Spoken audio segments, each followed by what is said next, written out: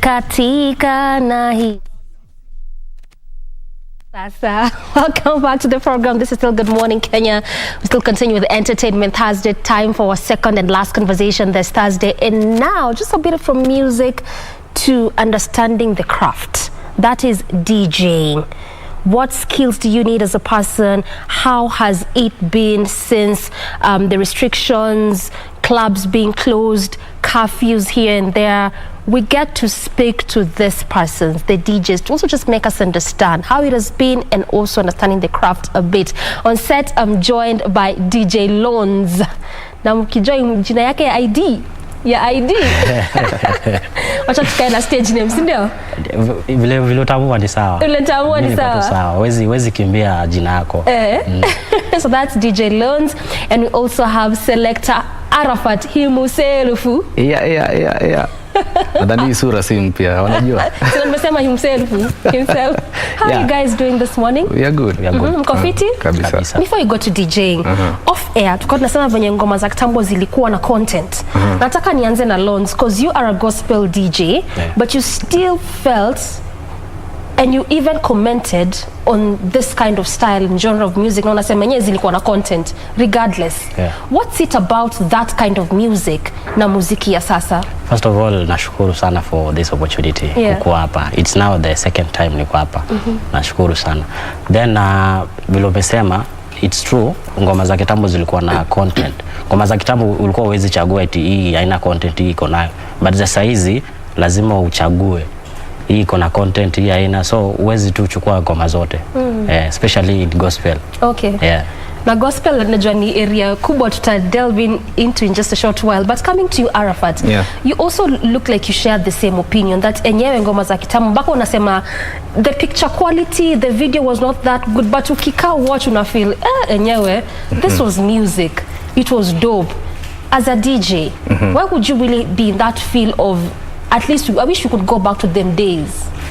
Okay, Kenya mimi unatoka hiyo wakati creativity kianza inaanza ukiwa na content, at least maturity iko na morals.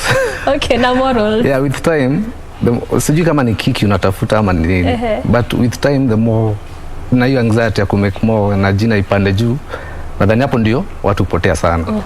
Content inakuwa weak, then unaanza kutoka kwa njia yenye ulianza nayo mzuri.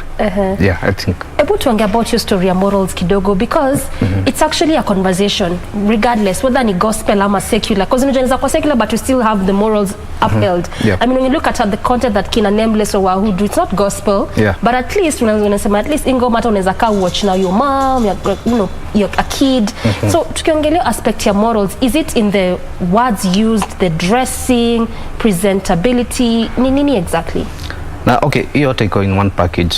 Venye una dress, content yako venye iko ina play a big role in na Kenya unataka, kama unataka kuventure, kama wewe ni mwanabiashara example, so unataka wewe ni uko after money, it's not about morals.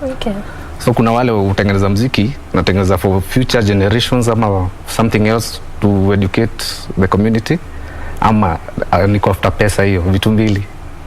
Sasa ina determine ni pande gani unataka kwenda. If you are after money, well, utatengeneza anything ambayo utatengeneza kiki. Okay. Yeah. Director anasema huko juu naangusha point, our very own DJ. Nimemwambia our very own DJ. Lonz, you said something that as a DJ, penye muziki imefika saizi, you get to choose. Unajua, intacheza, histacheza. Ni nini aswa ina inform the kind of songs una choose? Ni basically Kenya nasema ama there's something more to that? It's also on that pia. Unajua unaweza kuwa unaimba gospel but sasa mtu akijaribu kukufuatilia on your social media platforms anaona uko very different with what you are kitu unaimba. Okay. Yeah, so si ni hivyo tu. Yeah. Well, I want us to expound a bit on that because there was a time I talked to some gospel artists hapa tu on set, and one of them alikuwa anatuambia that kuimba gospel si lazima nitaje jina ya Mungu kila saa. You see, and also the kind of life that I live as a person should not quite influence iyo ngoma yenye naimba. So in turn does not mean that as you're choosing your songs does not mean that so choose ngoma yangu kwa sababu ile kind of life I'm sort of living, like that's my life, then there's me doing music. Is there a thing like that? Ama they both go in hand? Kama hiyo inafaa kwa hivyo kwa sababu kama we ni gospel minister, we ni gospel artist. Okay. Unafaa what you sing, kama we ni umeamua ni gospel. Kichenye unaimba, mtu akiangalia pale nje, it's true wewe ni gospel minister. Si eti unaimba gospel, yes, gospel zako ziko sawa, but sasa tukajaribu kufuatilia huko nje, unafanya vitu zingine very different. Yes. Okay. Yeah. So they need to go hand in hand. Yeah. Arafat, wewe hata si wa gospel sana lakini una agree. I agree because in reggae music, because that's where I'm based. Yeah. Kuna reggae gospels and he can agree on that. Yes. Yeah. So I can expand on that kwa sababu seme tabia zako Kenya unaonyesha the community. Na you in person what you venye tunakujua nafaa kupelekana. Haiwezi kuwa kando na venye tunakujua ama Kenya unatupatia as community. Yeah. It's that idea of whatever you speak, it's supposed to show in your actions. Whatever you preach, inaonyesha kwa actions zako. Okay. You began DJing in 2009, Arafat. Yeah. I mean, sitaki kusema nilikuwa wapi, but lo and behold, we are here. I mean, that's a decade plus just doing doing DJ. Yeah. And it's a craft that watu wengi hawaja appreciate sana. Na unapatanga mostly when it comes to arts industry, inakwanga as an scapegoat. I mean, as an escape route rather. Side hustle. Yeah, like nilifanya hii kampo but sijapata job, ama anafanya job but okay, let's try and see. But you've been doing this craft for the longest. Yeah, juu entertainment mimi joy ulipa sana. Okay, kazi yote unafanya, wacha tu DJ kwanza. Kazi yote unafanya unafaa kuwa serious nayo. Yeah. Because if you believe in it, itakupatia matokeo baadaye. Because I know the fastest way of getting money ni entertainment. I can agree on that. Yeah. But wale uchukulia kama side hustle inakuwa makosa juu. Unachukua by the way I can surprise you. Unajua kosa yenye mimi nimefanya it's very different with what I do. Umefanya nini? I'm a computer guru. Wewe ni mtu wa IT? Yeah, very good one. But here you are mixing people's lives. Yeah. Entertainment. Because hiyo ndio ni kitu niliamini. Si kuchukua kama side hustle. Nilichukua kama ni kazi na ikakuwa ni yangu, because hata before nichukue hiyo kazi, hiyo course ya IT, nilikuwa na believe one day I'll be a DJ hata kama I'm a computer somebody. Yeah. Na ime pay off sana. Because nikiwe what I get from my IT course na Kenya mimi ufanya, it pays off. But ukichukulia kama side hustle utaenda long. Yeah. Lonez nakuja kwako in just a short while, but nikaeka kwa Arafat kidogo because you did computer, you're into IT, but here you are doing DJing, and the way tunasema umefanya for the longest time. I mean, since 2009, that's really a long period of time. Yeah. Na unasema kwako si side hustle. No. But you still do IT. Yeah. So for you, both of them ni main hustles. They are main hustles to me. Okay. Yeah. Then why did you do computer if DJing was a thing for you from way back? I mean, you could have just gone to DJ school like Lonez.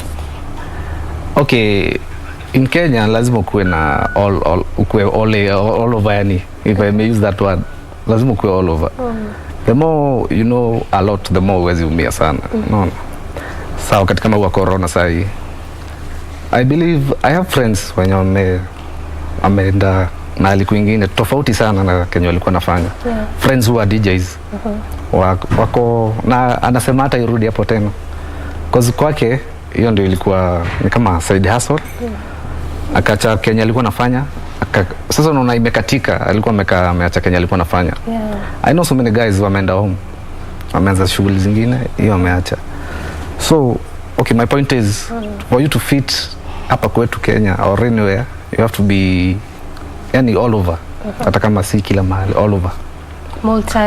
Multitasking. Okay. So since 2009, how has it been? Knowing that at minus COVID, it's not one of those easy industries, much as you would make a lot of money, but see industry easy sana ku navigate. It's not, lazima ukuwe na hiyo ukuwe na hiyo patience, consistency hiyo pia, ukuwe yani mtu wa kudeal na tu. We are like politicians by the way. The way you deliver, ndio watu wataku appreciate. If you give up very fast, utatoka kwa industry haraka sana. Patience is the key. All right. Lonez, 2017 up until now, miaka 5. Pia sio miaka kidogo. Miaka mingi sana. Miaka mingi sana. How has it been for you? Okay, before being a DJ, nilikuwa employed. So ndo nikaenda shule inaitwa System Unit, nika nikasoma. So from there ndo nikaanza kwa DJ. But sasa DJ naweza sema it's for being a gospel DJ si rahisi kukua na yani kupata hizo gigs nini. Gigs ni mara moja, si kama hawa say. Unajua kila siku unaweza pata gig kila siku, kila weekend. But sasa sisi maybe hata after 3 months ndo upate moja. So unaona sasa niko na side hustle ndo unaweza tegemea. So ina boost hii pande nyingine. What's so difficult about being a gospel DJ? I mean, wanasema unajua sisi tunapata pia hata wasanii kadhaa wa secular wanakuja gospel na unapata a lot of conversation is because wanasema gospel kuna pesa. So why is it so difficult being a gospel DJ? Maybe for an artist, but sasa sijaiona a DJ. Kwa sababu DJs unasikia kuna DJs wengine wanajaribu kushift it tu. Kwa sababu ametegemea tu hiyo kama gospel DJ ametegemea tu kukua DJ. Na sasa kupata gigs inachukua time sana. Inakuwa tricky. Mostly pia unapata tu gig, mtu anakuambia tu weka mtu nitaku appreciate. Si nitakulipa nitaku appreciate. Those are two different things. Nitakulipa na nitaku appreciate. Mostly. So inabidi tu da just ile tu kujibrand kujinini. Kujibrand as a person. Unasema you actually in employment. So that means you also studied something different. Nilikuwa nafanya graphic design. So that's what I'm doing up to now. Mostly pia na deal na artists, ma DJs. Artist akitaka posters mostly online. Siku hizi mambo ni online. Naweza fanya kazi nikiwa Mombasa but namtumia Nairobi wala wapi. So inakuwa easy kufanya kazi na watu. So you do both graphic designing as well as DJing. Both ni main hustle pia wewe. Yes. Both ni main hustle. Okay, and it's been also interesting in those 5 years when umekuwa ukifanya DJing. It's been. What has been the most exciting part for you as a DJ? Or that one moment for me this was a good move. I love that I chose to do DJing. Okay, ile nimekuwa nimechukua awards kadhaa sana, so hiyo ni time hiyo tena nashukuru sana. Being here ni kitu kingine ya maana sana kwangu. This is the second time, so nashukuru sana for being here. So kitu kama hiyo. 2019 you won the best gospel DJ. 2019 not extreme, it's Injili Music Awards. Injili. Na muziki. East Africa. The same year. The same year. There are 2. Then last year 2020 I won the Extreme Awards in Kenya. The best DJ, gospel DJ. The best gospel DJ in Kenya. Amongst the many big names that we know, not among Arafat. Very true. Very true. How did this moment shape you? I know obviously it made you feel good because I mean if you win you'd feel good, but how did it shape you as a DJ? Imenifanya nazidi kujipush kwa sababu nimeona kumbe naweza shinda out of all the big DJs wenye wako pale. So nimekuwa nikitia bidii sana. Sijakuwa nikilala. Nimekuwa nikijipush like pia nafanya mixes mostly inakufanya unajulikana some places, una build fan base. Okay. All right. Arafat. Yes. I'll come to you on this one because you've really been here for a long while, and also just for perhaps the upcoming DJs or someone who want to get into this kind of space or field. Ni skills gani mtu ana need? First of all, computer lazima kuwa unajua. Direct hiyo. So IT ilikusaidia sana? Hiyo ilikuwa part of what I'm doing now. Yeah. Sasa kuna hiyo lazima uende usome. After sasa patience sasa. Part of the skill. But lazima uende usome, so you have to go to a DJing school. DJ school, then computer knowledge hata kama si mingi kidogo, basics, because kuna programs hapo lazima utumie. Okay, kitu kingine music, lazima ujue music na ufanye a lot of research for you to stand out as a wajue ule ni fulani. True. Si kukopi, yani si hata anacheza tu kama ule wetu, unaona? Lazima kuwe mtu diverse. Unaweza kufanya research, kufanya mambo zako kando, yani kuwe unique. Uniqueness ni kitu kingine ya maana sana. You stand out. Yeah. Ukisema mtu diverse, does that also entail ku play different genres? Because sometimes tunajuanga DJ fulani kama ni wa gospel, tunajua huyu ni DJ wa gospel, huyu ni wa reggae, huyu ni wa reggae, hip hop, the same, just like musicians or artists. Okay, sasa hapo ina depend na unataka direction gani. Okay. If you want reggae music, we ni DJ wa reggae pekee, uta stand out pia, utafanya research pande ya reggae. Cause kila DJ wa reggae anacheza reggae. But for you to stand out, lazima kuwe na uniqueness fulani. True. Research ama wenye uva unakaa kitu fulani unique, au wengine hawana. Wenye unajibrand, hiyo ni kitu maana pia. But kama unataka kama unataka kwa every genre, lazima saa ufanye, yani ukuwe na uniqueness, ndio kitu ya maana kwa anything. Uniqueness. Yeah, uniqueness. Kuna tu style tunajua ni style ya Arafat. Ukisikia, yeah, good. Okay. All right. Lonez, talk to us a bit about importance of going to school. I mean, in terms of also that DJing, because especially most upcoming, they will tell you, I think niko na talent. I can just watch what Arafat anafanya mara moja mara mbili. I watch what you're doing if I want to do gospel DJing mara moja mara mbili mara tatu, and then I can be good to go. But from both of you, I'm picking, it's also important to go to school. You went to a DJing school system unit, and here you are. Umuhimu wa kwenda hii shule inakuanga nini? Okay, ni muhimu kwa sababu ukiwa pale utafundishwa vitu vingi sana. Utafundishwa hizo skills, utafundishwa how to brand yourself, utafundishwa how to mix, kutengeza mixes zako, kujipush tu in total, in general. Yeah. Okay. All right, and also the same goes for doing research. It's also as important as that. It's important. All right. So how but do sasa, okay, maybe for somebody mwenye labda ana do, unajua kuna mtu ana do, but sasa best yako labda ni DJ, unaweza approach, then anaweza kukufundisha to home, then unajua. Okay. Yeah. So but nonetheless, getting it's at least those skills in terms of kwenda shule, it's also important. Doing your research as a DJ. Nisi kuna tu hapo kwa club ama hapo kwa hiyo event. Muhimu sana ujue kwanza ngoma. Hiyo ndio kitu maana sana. Ujue ngoma. So for you as a gospel DJ, how do you do your research? Okay, research for mostly me watch other DJs mwenye anakuaga, okay, tuseme mtu wako kwa show right now na najua ni gospel DJ. Mimi nafanya research sana kwa hizo songs. Unaweza kuna ngoma za kuchezea na ngoma hujaisikia. So from there ndachukua hiyo ngoma nitaitafuta, then nitajaribu ku add on my playlist. Yeah. Okay. All right. What about you, Arafat? How do you do your research and also keep up to trends? Because it's one thing to do research, it's another thing kujua saizi kwa reggae nini na trend, naweza tumia style gani? Sasa hiyo ku trend lazima kuwe, hiyo ndio kitu cha kwanza. What is trending style, venye watu wana accept, hiyo ndio kitu ya kwanza. Second, mi pande yangu venye mi ujaribu sana kucheza, mi si copy venye DJ ucheza. Sema mali nisikize fulani anacheza hivi style yake, sababu nitaka na style yake na sio yangu. I try to find my own way, ama ile nikicheza hivi ama waseme ule msee ucheza tofauti, no? Hiyo uniqueness, nitafanya research yangu, although sitatoka nje ya Kenya watu wanataka, but I'll do my research na najua nikipatia watu delivery itakuwa poa, and I'll be appreciated. Yeah. Okay, let's pick this scenario. Uko kwa event, could be a club, could be a wedding, whatever event it is that you're there DJing. Yeah. Make us understand, because inakuanga very important part. Utapata hata mtu akipanga wedding, akipanga birthday party, akipanga whatever, atasema nataka ule mtu wa PA, nataka DJ flani. So clearly ni mtu very instrumental in whatever event, sindio? Yeah. So let's assume you've stepped out.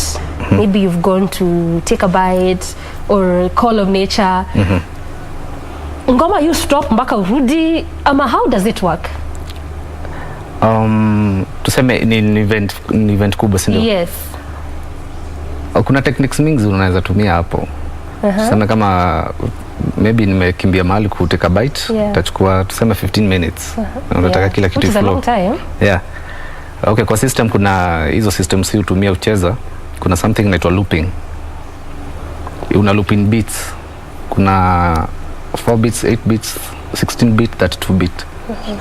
So that music will never stop. Itafika kwa 32 beat, itarudi kwa 4 beat tena. Sasa itakuwa niko sensitized mami, haishi. Na kuna mtu atanote. Okay. Yeah. That's interesting. Yeah. And I think that's why it was important for me to ask earlier on, what kind of skills that does a DJ need? Or just sometimes you don't even realize actually what happens. We always think that huyu ako hapa event ilikuwa 5 hours, hata just mama vile alikaa hapa hivi. Aliketi, yeah.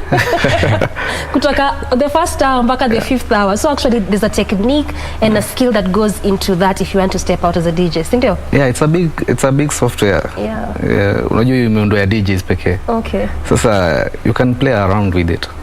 It's very good. Alright. So the computer part hiyo lazima kuwe nayo skill. To understand. Si mambo na talent kila saa. Usipigiwe simu muziki imezima. Skills muhimu. And by the interview ya DJs inakuanga funny sana. Those guys don't care whether uko Moment Academy ama ujaenda. Okay. Watakuwekea machine hapo. Ametoka Homeboys. That's when now you're seeking a job. Yeah. Okay. It's very funny by the way. Sasa wanataka kuona hiyo uniqueness yako. Hata kutisha makaratasi unaenda system unit ama where. So what they do, wanakuwekea machine hapo. Fulani, Lonez, Arafat, kila mtu tani yake. Then from there wataangalia ni nani akona uniqueness fulani yenye tunataka. Ni gani anaweza pull crowd? Nani ana copy mwingine? Nani huyu hatutaki, huyu tunamtaka. To downsize to watu watano. Sasa hawataki papers, wanataka uniqueness. Wanakupatia kitu fulani tu hivi, idea fulani wakwambie endelea. Kuna event ya rumba, hebu tupatie kile anaweza tupatia. Wow. Hivyo sasa they don't care about your papers, skills na kenye utawapatia. You know, I'm actually also learning, and this goes to everyone in the arts. But they come up with the art space, which also includes media. Papers are good; it's good to go to school, but this thing needs skill. It's hands-on. They know you've got papers. But you may be having the papers, but skills, delivery hakuna. Ukana talent. So it's the only, by the way, it's not the only course. DJ is the only thing that na MC hiyo sasa hiyo party yenye wanaitisha paper baadaye kama wamekufanyia interview kwanza. Pass the interview, then kama kuna watahitaji papers, documentation ni baadaye kama wamekuchagua tayari. Wow. Just the way I said, I'm actually learning also, and I believe you're also learning where you are at home, because sometimes, especially for us young people, we always rely on, you know me, I'm talented. You know me, I went to school. I have a degree. So mnaniambia, but it's important to have skills. There's that one thing that tukikanyua watu wenye mko na makaratasi, na watu wenye mko na talent, what can I pick from this person that would make me choose Lonez and not Arafat, or Arafat and not Lonez? So that's where the whole skill beat uniqueness comes into place, isn't it? Yeah, true. All right, Lonez. Yes. Have you had to deal with like difficult crowd as a DJ? Uko pale kwa hiyo event, unacheza ma mixes, leo tunakwambia wewe hizi ngoma hapana, ni gospel lakini you know, something of the sort. It's kama last Sunday. Nilikuwa na event nyingine ndani kule. Si huku wajua kule town watu wamezoea hizo mangoma zetu. Nenda kule hakuna response, so ikabidi pande gani jamani? Watu hawajazoea. Area za Rabai kule, kule ni ndani sana, so ikabidi nianze kucheza zile za church sana. So ndo naona wakaanza kupick. So unacheza tuna crowd, ukiona wa respond una change very fast. So also that's an important skill to note. Angalia crowd ina respond aje. Unaweza kuwa na research yako inakaa hivi, trends inakaa hivi, lakini umeitwa job yuko huko Timbuktu. Huko hata watu wajui zimbo zinakaa aje. So research again and also looking at how the crowd is behaving is important. So alright, let's come to COVID-19 now. Because clearly from just what we are drawing from this conversation is that this is a craft that needs people. Lazima watu wakue. And we know that there's still that ban on gatherings, we still have curfews, and the ministry has said that perhaps if it's to open, mpaka we hit that mark. And as we stand, they want that by December, 10 million people to be vaccinated. Different countries, they're trying to stem up ways to look for ways in which people can get vaccinated. Women ambusha vaccinatiwa once, but one more remaining. Yeah, 30th November. 30th November. Wewe hata bado. Wewe unafanya ministry sifungue basi. Watu kama nini? I'm looking forward. You're looking forward for that? Yes, very soon. Okay. So, since the inception of COVID in 2020 March, we're almost getting to 2 years just being in this kind of space. Haijakuwa easy, obviously, but to every person it's unique. Unasikia kuna wengine wanakuambia mimi ndo time ili make dough na ni mtoko kwa arts. Unajua mwingine anakuambia ai wewe, I don't know what kind of devil came through this COVID. Let me start with you, Arafat. Kipande yetu sasa kwanza ndio most affected sana. Entertainment. Kwanza ipati ya DJ. Lakini si entertainment yote, kuna na benefit through that. That's why I said it's different for every person. Sa hospitality sana na si uingia hapo kwa hospitality juu utapata ni events za clubs. Sports kama kuna sports kitu kama hiyo. Ama harusi vitu kama hizo. Sa hiyo ndio most affected. Sasa sisi what we did to shows iliisha zikakatika. So what we did, wengi wetu tulienda Facebook live. Juu fans wetu tulikuwa nataka bado kuona. Kwa sababu hiyo time ndio vilabu zilikuwa zimefungwa zote, ungefanya kitu, ungefanya hawawezi kuita, hawezi utafanya. Si kama sasa at least kumefunguliwa at least kidogo. So most of us tulienda live Facebook. Ama unafanya mix, unatumia fans wako wanakutumia kitu akitaka. Sasa inakaa ni kama ile atuma kwa hii namba nini hapa, unaona. Though watu walikaa with time wakatuzoea sana, unaona, most of us. So unapata hata ukienda live, acha tujienjoy hata weki kitu. So kusustain DJ, kutoboa ukiwa DJ hiyo time ilikuwa very hard. Hata sasa bado, lakini sasa ni at least utapata kashoka moja tu ili. But tulikongwa sana. Unaongea na emotions. I know. Kwa tricky. Sana. Now the more unaenda live on Facebook, the more watu wanakuzoea. So saa zingine hata unaenda hata uambie watu na wachezea, yani unajua uwezi uambia ndio namba ya nini utafanya hivi, so unaona. True. So mwenye willing ndiye atakwambia. So most of the time hata unacheza ni kwa entertain tu. Hata uweki kitu hapo kwa scroll, weki kitu. Una entertain tu ku maintain fan base yako. In future kukifunguliwa maybe utakuwa unaendelea nao pia. Fans utakuwa umeongezeka hapa na pale. So inakanika unaifanya for free. Utaifanya for free cause utaka idawe ya bega.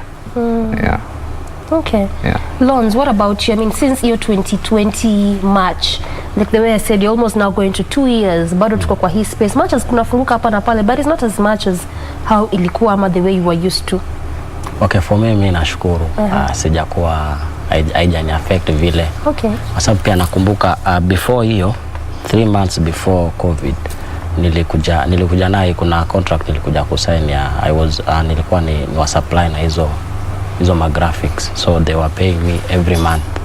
So naweza sema sikuumia sana. Nilikuwa tu fiti.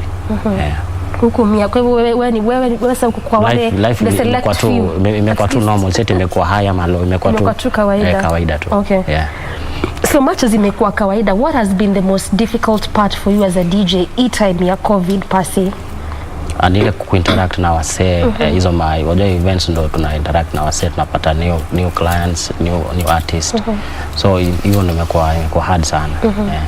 Arafat anatuambia alikuwa na mostly use the socials, Facebook live, ku create fan base na maintain the already existing one. For you, what I also did the live shows. What was your experience? Ilikuwa poa, niliweka namba pia, naona watu walijaribu contribute. But si ile poa sana, but nashukuru nilipata kiasi. Okay. Yeah. Wow, then that's pia ma-artist na DJs, yani wale wako kwa craft kule Mombasa. Kuna nini tulipewa hizo, kuna food tulipewa na government. Okay. Yeah. Oh, all right. So the social media imekuwa the only platform that is assisting people in arts, artists, people acting, and even for you as DJs. Yes. When you look at how social media, at least imekusaidia Arafat, also just going by your example, using Facebook Live, using various other forms of social media, grow your fan base. Can you compare it to how it was before COVID and before you actually realizing I could use this platform to even grow my fan base? You know the funniest thing? Unapata new fan base wengi sana, although utaiwapata mahali wakiwa watu pamoja. Okay. Yao ni virtual crowd au ama virtual fan base hao. So the funniest thing ni wengi kuliko hata kwa club kwenye ulikuwa unaenda kucheza, but utaiwapata wote pamoja. Hata wao walikuwa na miss venye tulikuwa tunafanya shows physically yeah. So hiyo nataka yani wakip hiyo reality kuwe on time. Wanajaribu sasa, wakiona umeenda live wanakuja. Okay. Most of them 99% walikuwa na very responsive. Wanakuja, but unapata fan base nyingine utaipata physically but uko nayo kwa Facebook. So is it a good thing or a bad thing? I mean, from a perspective as a DJ, because angalia hii situation, sasa uko na watu wengi hata compared to how it was in the clubs. But the sad thing is that even if kufunguliwa leo fully completely, na uweke hiyo show, hautaiwapata in that magnitude. Is it a good or a bad thing, or just depends on the circumstance? It depends, but Kenya najua one day it will pay out. One day it will pay out. Because the more you create, the more brand yako inakuwa kubwa, probability za kupata a big event zinakuanga juu sana. Okay. Because those guys wanaangalia fan base yako venye inatoshana. The guys who are willing to give you a very good deal, wataangalia fan base yako venye inatoshana. And how you interaction yako na fan base yako iko aje. Ukifanya hivi response yao within a specific time ama duration fulani inakuanga how fast ama how fast yani. Okay. So those guys, wenye watakupatia deal kubwa, ile one time nasema hii kweli CV yako ni fan base yako. As a DJ, hata umwambie nini atakuja fanya kwa nini yako, angalie wewe who are you. Akiona huyu msee tukimleta hapa tutakuwa tunafanya job poa sana. So you ina form your portfolio. Yeah, portfolio yetu ni social media ni social media. So unaitumia saizi kwanza vizuri kabisa. Vizuri. Brand lazima ikuwe clean. Brand ikuwe clean na lazima igrow. Yeah. All right, Lonez, you look like you're really agreeing with what Arafat is saying. So for you, ukiangalia how social media imekuwa very instrumental, especially at this point for you as a DJ also, can you say that enyewe fan base yako imegrow, na to what extent? For every art, I think social media ndo mali watu hapo ndo kuna fan base. So mimi nimegrow sana, hata hapo ndo watu wangu wengi wako kwa social media, so kwa sababu wanajaribu kufollow up what I'm doing. Like for now niko huku najua wanajaribu kufollow DJ lao za kumali fulani. So hapo ndo kuna fan base. Okay. When you look at COVID, how it has been, you know, bado kuna hizo restrictions like the way I mentioned. What is the one thing you're really learning as a DJ, as someone in the arts? Imekufungua kiakili aje? I think mtu anafaa kukuwa na different options. Usijaribu kutegemea mahali pamoja. Kama tuseme DJs wa club, unajua yeye anategemea tu kukua kwa club. Na alikuwa analipwa na kuna wengine hawajipangi. Anajua next nitakuwa na show, next nitakuwa na show. Hii nishapata sahi, next nitakuwa. So imejaribu kuhit watu sana. So I think watu sahi washajipanga. Yes. Na wewe umejipanga pia wewe. Mimi niko fit. Uko fit. What about you, Arafat? What is the one thing you're picking that after 1 day after everything is all said and done, sasa actually saizi maskara tumeacha kuvaa. Okay, tunaosha mkono because we have to, but not because that now we are thinking that we have to, you know, because of the COVID and all, that you'll say 2 years back when in this period this pandemic, given the kind of industry or space I'm in, this is the one lesson I picked and I'll carry it through all my life? In every craft kenye nimesoma mimi pande yangu, kuwa na plan B always. Yeah. Kuwa na plan B. Plan B. Iki backfire, kama umetolewa wewe si driver wa matatu, unajua uko na mayai unauza nyumba. Yeah. Always kuwa na plan B, hiyo ndio siri naweza ambia watu. Hiyo ndio lesson nimelearn. Okay. Yeah. 2 weeks ago I asked the same question to someone where he was talking about deco. Yeah. And he said the same thing, kuwa na plan B. And I remember asking him in retrospect again, because there was a viewer who commented on that. Ukisemanga kuwa na plan B, don't you feel like you inafanya maybe watu waone that you're not as focused in terms of you really don't know your sense of direction? Because if this is my area, I will make it work nonetheless. Okay, be jack of all trades, you know? Okay. Yeah. Si lazima kuwa na biz umeka mahali fulani. Sa ama computer guru. Yes. Kama tuseme DJ, kazi ya DJ imeisha sahi. Mimi siwezi umia sana. I know what I can do. Niko na market yangu mahali, najua. Guys, few guys, so okay, a lot of guys, a few guys can call me for hata sema in a month, wamenita mara kama 3 kuwafanyia services. So naona siwezi umia sana.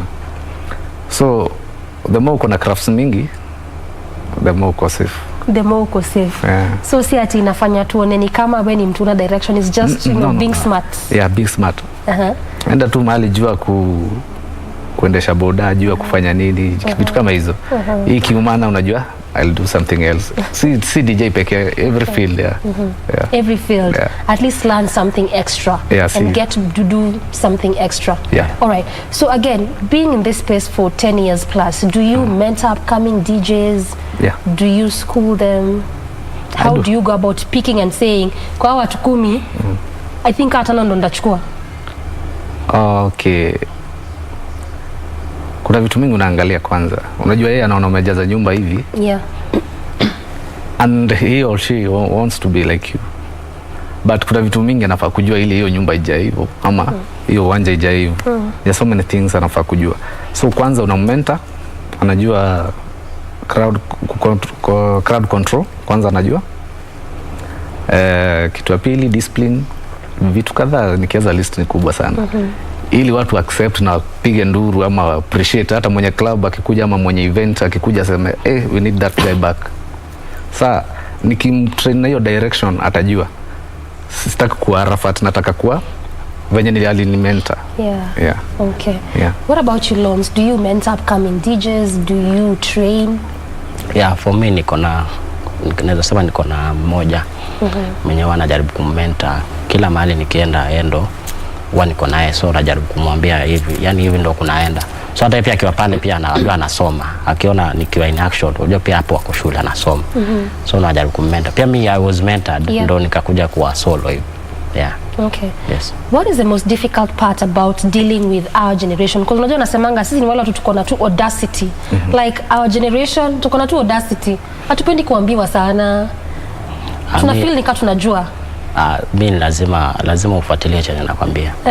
Lazima uko tu humble tu. Kama unataka kufika mahali lazima uko humble. Pia mimi nilikuwa hivyo. So lazima ufuatilie hivyo ndo ukue level nyingine. Uko sasa unaweza end up solo peke yako. True. Makes a lot of sense. Arafat, have you had to deal with those upcoming DJs when you two wanakuja, maybe you've picked a few, you were mentoring them, you're teaching them, you're training them a thing or two.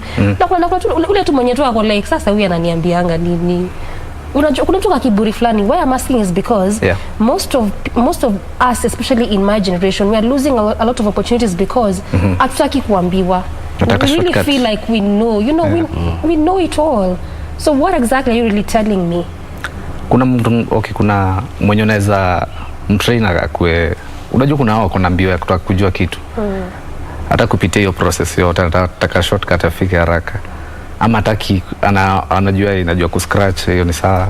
Unanionyesha ni hata anajua kuscratch kushinda, unaona? Kama ume experience. Unaona wako. But kuna wale unaweza ambia hapana kwangi hivi, inanga mbio hivi. DJ is not about kucheza tu muziki ati wewe ni mnoma na kuscratch ama kufanya kitu fulani. Ni kama ni PR lazima uwe nayo. discipline, vitu mingi. Sasa kuna wenye unaweza control na kuna wenye hawezi sikia. Nao ndio naingia na kwa show. Hujui crowd control ni nini, hujui. Wewe unaingia na style yako ya mapiano ya Nairobi ama set fulani yako ya Nairobi venye umezoea, lakini umeenda venye nani amesema. So unaona yeye alikuwa anajua crowd control ni nini. Kwanza lazima ujue nikicheza hivi hao watu hapana wamenyamaza. Kwanza hiyo crowd control unalearn wao watu wanataka nini kwanza. Ukilearn hiyo ni hivyo. So the guy mwenye hataki kupitia hiyo theory part ya kujua vitu kama hizo atakuwa na kiburi, ndio maana ataingia kwa club ama kwa event hata entertain watu. Tutasema tu tushamlipa acha aende tu. And hata inabali na atakuwa frustrated na ataachana na hiyo craft. And that's how you lose gigs. Okay. We'll talk a bit about the gigs tukienda kumalizia, but kuna kitu uli mention, I think, when you're talking about that crowd control, that unaweza enda kuplay na usikie crowd iko like, hey, we want more of that. Then uende usikie wamenyamaza. Have you had to experience that? And not even in terms of choosing. How does it make you feel just as a person? Hiyo ikuanga kitu simple. If you understand the craft na unajua what is needed to be done, na kuanga very simple. Ukiona okay, part yangu mimi acha niseme pande yangu. Experience yako sasa. I'm a freelance DJ. Mimi sichezangi mahali moja. Okay. I move all over. But na mimi ujua kitu moja, nikienda place fulani sitacheza venye mimi ucheza Nairobi. Na nikienda Mombasa ama Kisumu, it will be something different. So nikiingia tu hivi fast na lanio crowd yote antachezea nini through mwenye nitaingia next. Sana ya resident wao si anawajua wote na watu wake, so whatever he plays, although I'll not play the same thing, I'll play something close to that. So hata ukiingia kwanza sasa utajua utaispice up aje kwa noma kuliko venye ilikuwa. True. Yeah, there's a lot of skill needed. Hapa si kuingia tu hapo na kufanya tu vitu wako. No. It's a lot. Kama politicians akisimama hapa aseme nataka kura zenu, the thing is venye ata deliver your message, hiyo ndio itadetermine kama voters watampiga venye ata approach it's the same thing, ni public relation tu. Ukiingia kwa club na style yako Nairobi na kwa Kisumu, my friend utaumia. Utatolewa mbio sana. All right, as we finish this conversation, just because we have only 1 minute remaining, what next for you, DJ Lonez, as a DJ? Okay, what